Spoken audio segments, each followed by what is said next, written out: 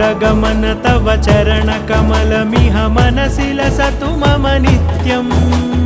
गरुडगमन तव चरणकमलमिह मनसि लसतु मम नित्यम् मनसि लसतु मम नित्यं मम तापमपाकुरु देवा मम पापमपाकुरु देवा मम तापमपाकुरु देवा मम पापमपाकुरु देवा